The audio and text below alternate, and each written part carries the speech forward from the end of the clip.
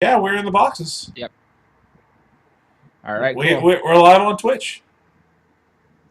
All right, well, we're live on call recorder as well, so Baller. we shall begin. Welcome to Card Knock Live 105. I'm Corey, and here's Daryl. Yo. Hi, Daryl. Say hi. Hello. I said yo. What do you want from me? Thanks for tuning in on Thanks for tuning in on Twitch. If you're live on Twitch here. By the way, if you are unaware, we didn't formally announce that, but in the last 4 or 5 weeks of recording, we have been streaming live at 5 o'clock Central Time on twitch.tv/card_knock_. You can find that link in any of the previous show notes on our website. And when we get to it, we always upload the videos from those captures too. If you want to see them in the past, you can watch the live. When I don't screw up the live stream and turn off Corey's audio for the first 25 minutes, because that happened the last time we streamed. Yeah, that's really the. Yeah, that was my bad. I didn't mean to do that. Well, we took last week off. But we're back again today. There's a lot to talk about today, but I think we're going to kind of keep things a little concise because with this big Dominaria leak, we've got to just kind of focus our conversation and I think we'll kind of we'll refrain from for all of the spoilers. I think other podcasts may be doing that, but let's take them as they come. When they're officially spoiled and handled by Wizards, I think then we address them. But there are definitely a few that I want to talk about. So Yeah, I know you do too. Yeah, there's going to be a couple exceptions to that rule, but for now we're going to take them as they come. After that.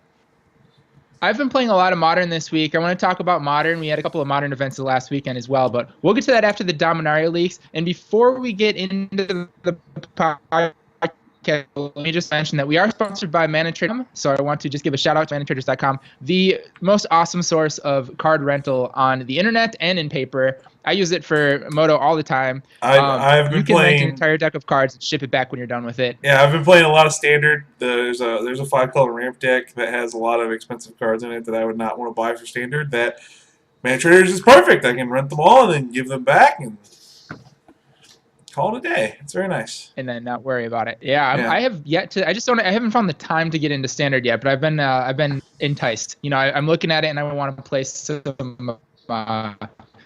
Grixis decks a shot. There's a lot of really cool stuff, and I'm certainly going to fire up that ManaTraders account and try to rent one of those. Yeah. By the way, if you're interested in trying ManaTraders yourself, you can do so. Put in the promo code CardKnockLife, all one word, at checkout, and you get 14% off your first 4 months of your subscription, no matter what service or what tier you choose.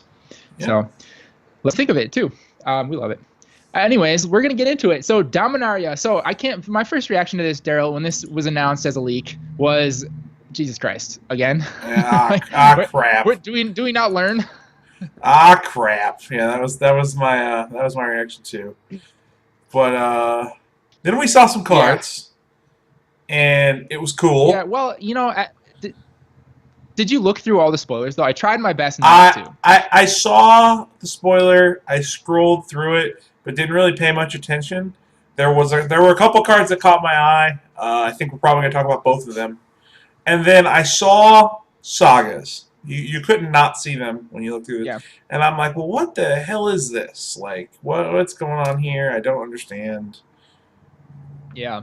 The one that we're going to talk. Yeah, the one that caught my eye. Saga today. Yeah. Yeah. Go ahead. The one that caught my eye was not the one we were talking about. You there? Yeah, I'm here. The one that caught my eye is not the one we're talking about. Okay. The one we're talking about is on the Dominaria preview website from Wizards. But the one that caught my eye was an Armageddon. That then let you put lands back into play afterwards. But that's not the one we're going to talk about. Well, hold on. Before we get into it, let's just give a little bit of context for this conversation before we hop into the spoilers. Sure, right away. Absolutely. So basically the release notes were leaked. And basically the release notes are a big Word document. It was a Chinese version that got leaked, but now Wizards responded to this leak by putting out 7 different languages of release documents and just making them readily accessible to everyone. So translation errors in the way of people's understanding of the set before they really had a chance to control the leaking of the cards or the spoiling of the cards. So control the leaking, I suppose. They don't control the leaking. That's the problem. Correct. There's a lot of information in this document, including the entire set written out in text form. No art has been released, and they say that there's a newness to the art that they are anxious to show and share with us. We haven't seen everything yet. We found that out today with a Saga card that was leaked, or was officially spoiled, I should say. So we'll talk about that in a second. But before we do, I just want to mention Dominaria is like, this is like the land that all of the sets took place on prior to what, Mirrodin block? Is that correct? Yeah, correct. So it's like a giant history of Magic that includes like all of the Urza stuff on, like all of the Phyrexians. There's a lot of really like iconic Magic the Gathering stuff in Dominaria. So this set harkens back to a lot of that, and it's super exciting for that reason.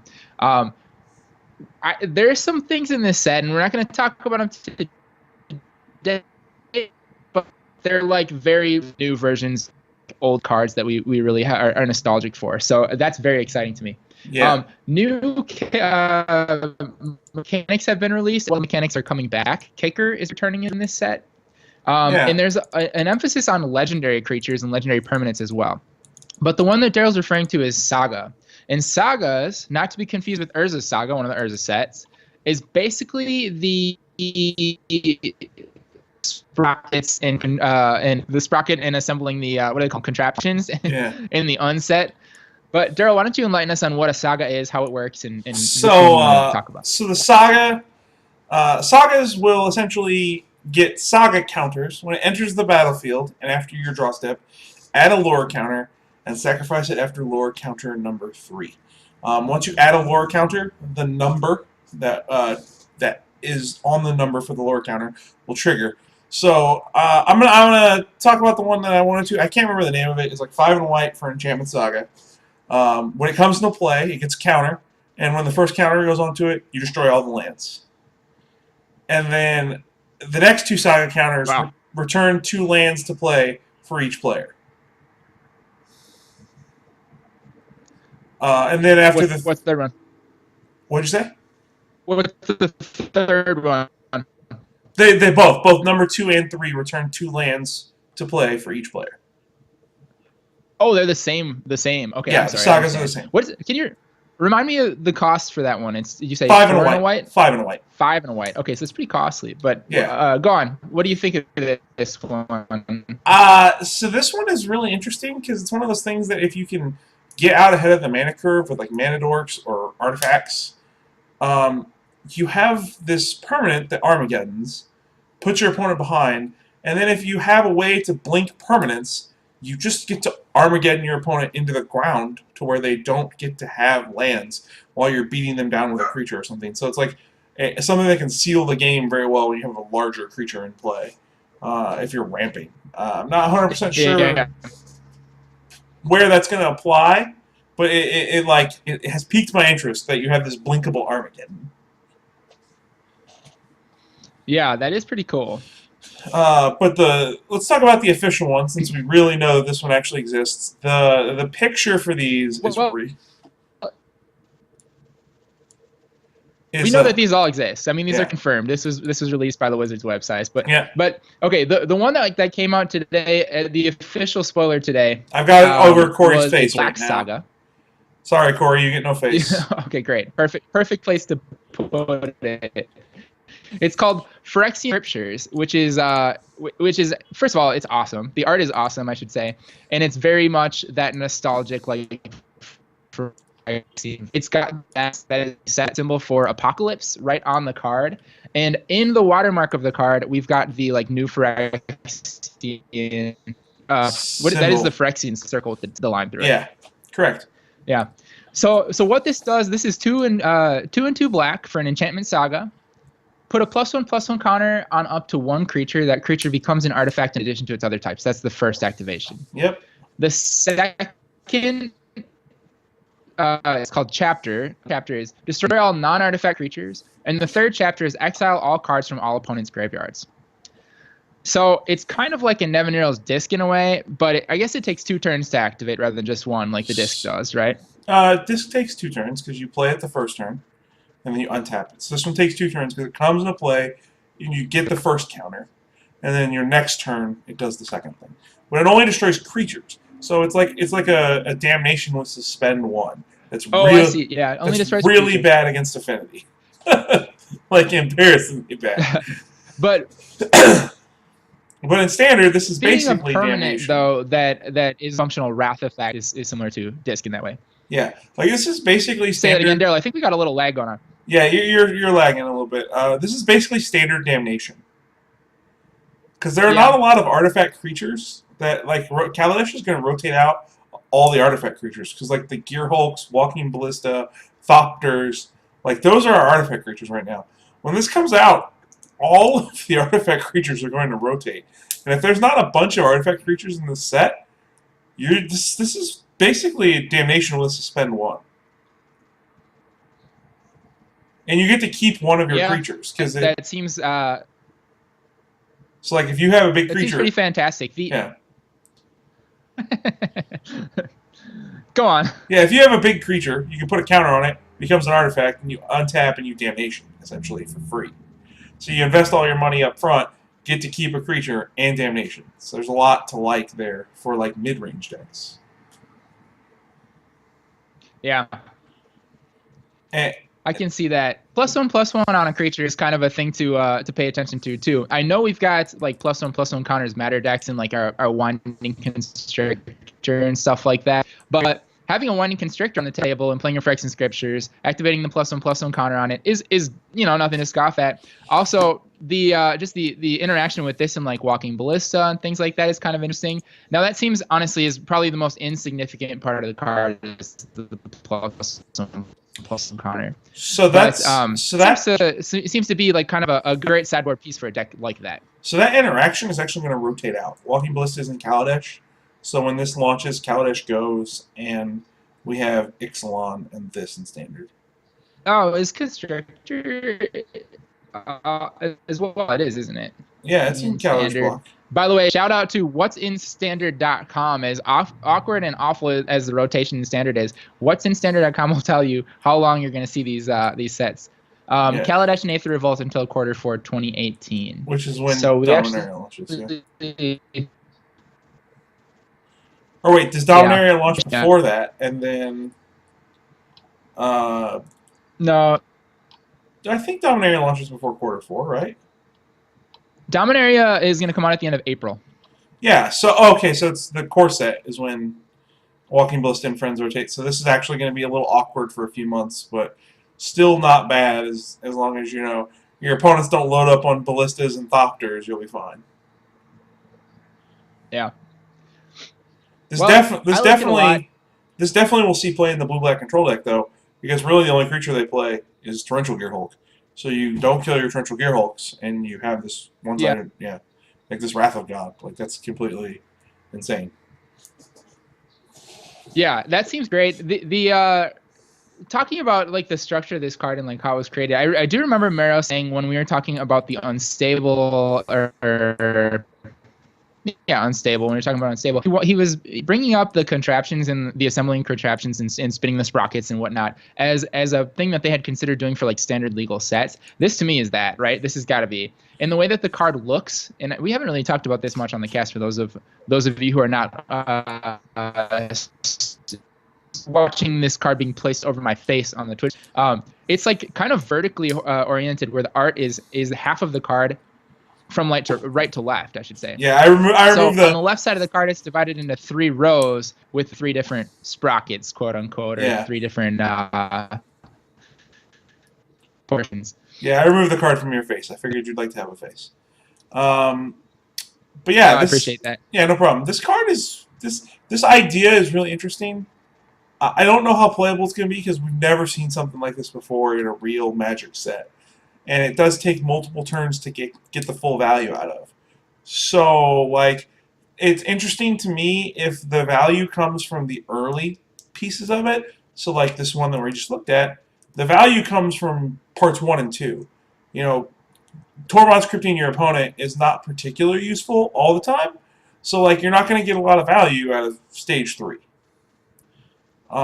You might against, like, blue-black control or anything with, like, Search for Escanta in their deck. But, like, other than that, you're not really getting a lot other than, like, bogging your opponent so they don't Scarab God you. Like, if you can kill their Scarab God in your draw step, then you get to bog their Scarab God or whatever. But like that's pretty much it. So it's interesting to me that I think that one's going to be extremely powerful because a lot of the value comes from the parts up front. But if the parts up front aren't as good as like the last part, it's going to be really hard to see if that card is going to be super playable. Because decks like Mono Red will like automatically put pressure on like how good the sagas are because you have to wait for the payoffs. Yeah, that's true. All right, well, let's talk about some of the other cards in this set. There's maybe one or two other ones I want to touch on today, and then we'll kind of wait out the official spoilers for them. But that's been a hot topic lately is this clearly pointed hate card towards Tron and Storm decks. It's so obvious a sideboard card for Modern, and that is a 2-mana artifact, and I can't even think of the name of it right now. It's hard to locate on here. What's that called, Daryl? I don't know. I know the card you're talking what it about. does. It's a 2-mana artifact that says if a land with mana, more than 1 mana, it produces 1 colorless mana instead. And each spell that is cast on a turn costs 1 additional colorless mana to cast for each spell that was cast before it. Yeah. So, what are your thoughts on this thing? Is this truly the Tron that is needed? I mean, it just dies to Oblivion Stone. Like, it does. It dies to all the hate that everything that shuts down Tron dies to that's not like Fulminator Mage, which is it dies to Oblivion Stone, it dies to Nature's Claim. Tron's just going to have those naturally in their sideboard. Like, whatever. It dies to Vandal Blast, like, whatever mass artifact removal your opponent is playing to beat Affinity. You know, it just dies to all that stuff that's already in their sideboard. So it's not like it wasn't like it's like a random thing that is not a permanent type that they're like ready to deal with, and then all of a sudden you just plop it on the table and you're like, I don't have anything for that. Now, like if you put this in a play next to like a Stony Silence, I think your Tron opponent is straight up dead. Like they have to have their Nature's Claim, and if they don't have it, nope. See ya. This card's insane against Storm, though. Like, it makes their cantrips worse. It makes their rituals worse. It seems to be the case. But if they go it seems to be the case that cards like this are designed to slow down Tron decks and similar. You know, you talk about how Oblivion Ring or Oblivion Stone can kill this thing. You know, obviously the case, but when they can't produce 8 mana off of their Tron lands, it's going to take them a lot longer to do it. So it buys you some major time, which is true for like Spreading Seas or Blood Moon in the same respect. But those decks are just so threatening because they do have that inevitability where they're just going to eventually draw enough lands to do what they want to do. But that's what you need is time against those decks, really. And this provides that. So I think it is good. I mean, it does. It don't does doubt that you play. It does the same thing that like Spreading Seas and Blood Moon do, which is like eventually they'll just draw lands and draw out of it.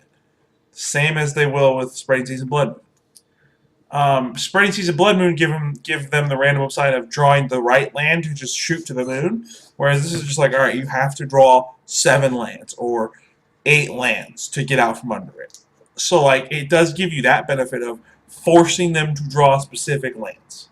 Like there's specific land outs don't matter. So, but it's the same as Spreading Seas and Blood Moon. If it's not backed up with pressure, it's not going to matter. Yeah, but I mean that's the point that I'm trying to make. It is the same thing. This is like much more accessible to more decks in that it's colorless. It costs 2 mana. Yeah. And Blood Moon costs, right, and 3 mana is the turn that the opponent has already assembled Tron, you know? So this being 1 turn earlier than that, it means all the difference in the world. And beyond that, it is fetchable, it is findable off of Ancient Strength. It's a colorless spell. Yeah, it is a hate piece that can be played off Ancient I don't know, Strength. It's got a lot for that Blood Moon doesn't. Yeah, it does. You're not wrong. It just certain decks will want certain different pieces. Like, might blue-white kind of go down in value because this card exists? No. Because, like, Spreading Seas, cantrips, and that's a big deal, and then it can mana screw your opponent. This doesn't really affect Storm, but it's not a big enough trade-off. You know, Blood Moon, same can be said that the mana screw effect is more important than, you know, potentially more important than the storm upside. Like, it depends on what deck you're playing, how afraid you are of one or the other. So, like, the questions are, what decks don't fall in the Spreading Season Blood Moon intersection that want this effect? Yeah. And if they exist, is there not another better effect they can play? The answer is probably no, there's not something better. But, like, what are those decks? Like, mono black. Mono white. These are the kind of decks I think. Well, I get the cards is good against both strategies. You know, like things that prevent your opponent from searching. Their library is good against like Storm and against. Sure. But this is just very, very specifically decks, and once again is much more accessible to more decks. I think that this sort of addresses the problem that we've been having lately, and that's been a big topic of discussion lately. Is Modern is so vast, and you only have 15 cards in your sideboard, so you can't really account for all of the decks that are there properly. So this is that basically fills the role of two sideboard slots in just one card, and I think that's really important for Modern. Modern needs more.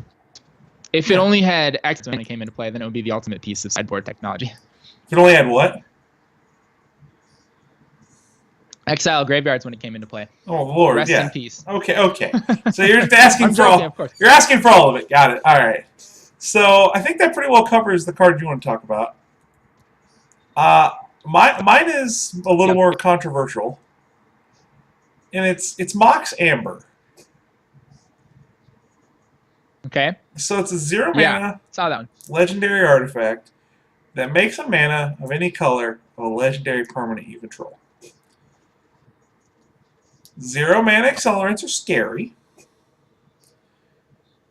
This one is less so because you have to have a colored permanent and it has to be legendary.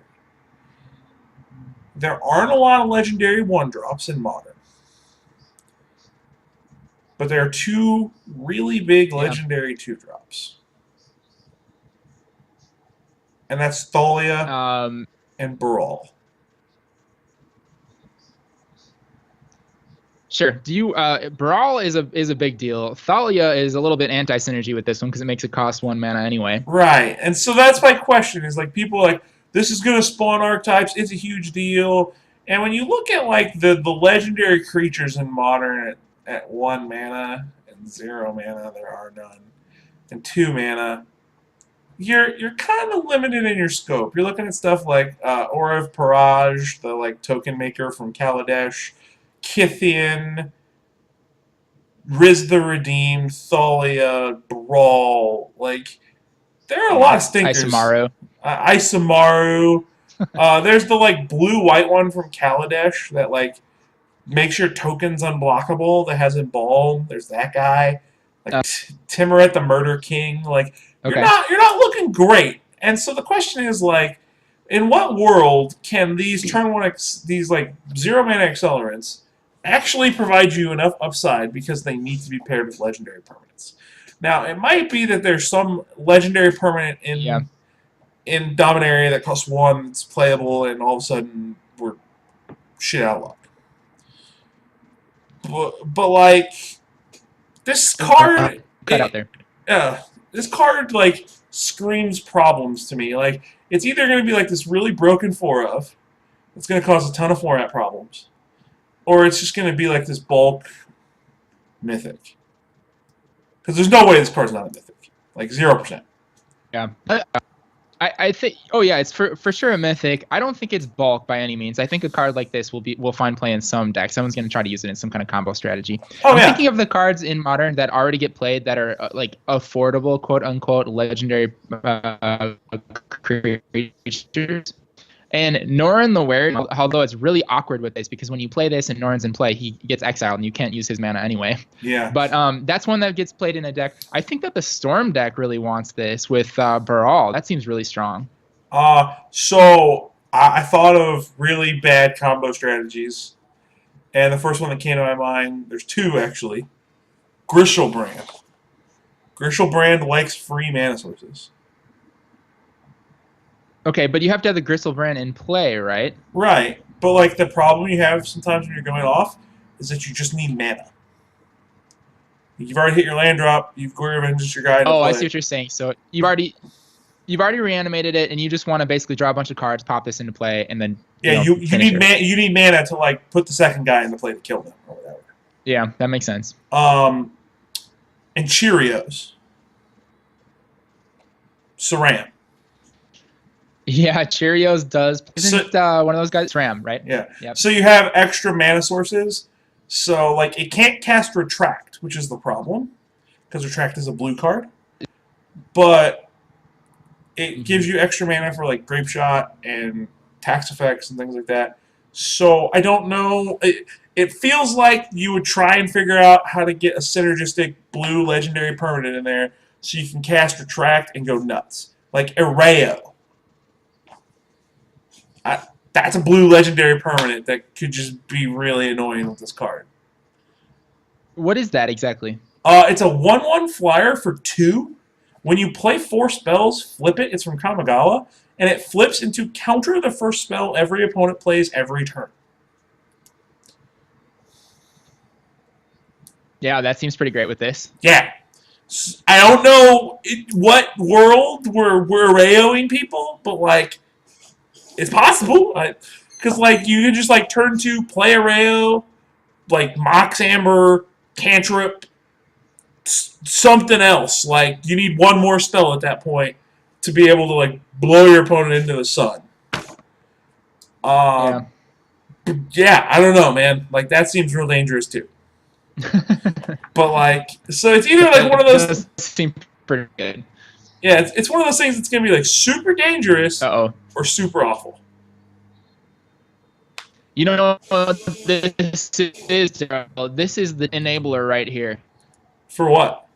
Tibalt is the most affordable planeswalker there is, right? Out of here! Just get out of here, man. We're done. We're shutting down the podcast. All right, I'm getting out. I can't do this anymore. All right. Well, there's a lot in this set that I really want to talk about. I'm sure you do too. However, we're gonna contain ourselves. Let's let that for today and talk about the specifics as we get them revealed. The art is a big deal on this one because of, like I mentioned before, the nostalgic value. I think that there's a lot that remains to be seen yet, and we've already seen some new card designs with the saga. So I'm interested to see what these things are like. There's the return of the story cards, the story spotlight cards, which were very cool last time around. And there's some new things that should be interesting as well. I know now that we're going to have between the card text and the flavor text, there's a horizontal line to separate those two. They've also changed he or she gender pronouns to they when they're referring to players. That's a big deal. It is a big deal. And they've also changed a little bit of the rules on planeswalkers. Now you would attack them directly rather than redirecting damage to them. Which means that... And beyond that, this is the weirdest one of them all for older players, is they're a mana pool, or it's no longer referred to as a mana pool. Lands will add green. That's it. They add green, or they add black, or they add blue. They do not add black, blue, or green to your mana pool.